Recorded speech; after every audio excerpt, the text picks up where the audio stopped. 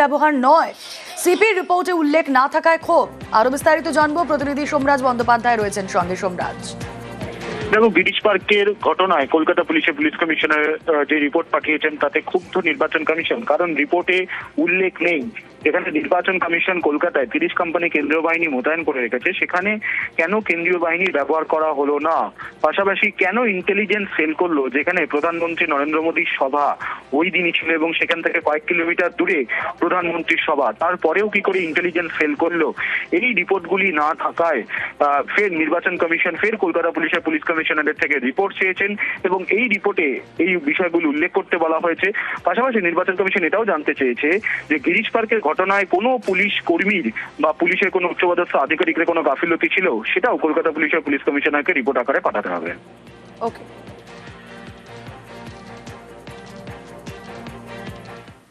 খড়গপুর সদর নিজের পুরনো কেন্দ্রে বিজেপি প্রার্থী দিলীপ ঘোষ বুধবার থেকে শুরু করে দিলেন ভোট প্রচার।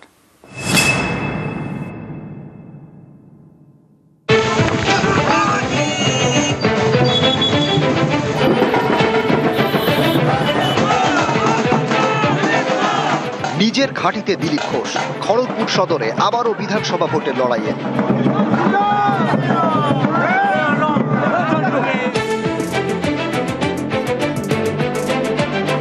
বুধবার থেকে কোমর বেঁধে প্রচারে দিলীপ ঘোষ খড়গপুরে চৌরঙ্গি মোড় থেকে শুরু করেন বাইক মিছিল।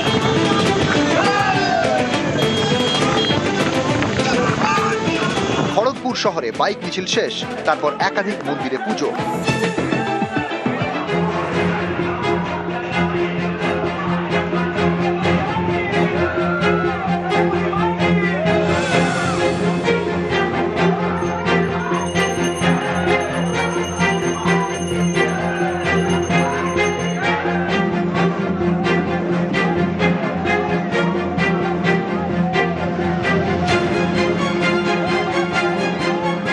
জায়গায় জায়গায় দিলীপ ঘোষকে শুভেচ্ছা জানান বিজেপি কর্মী সমর্থকরা।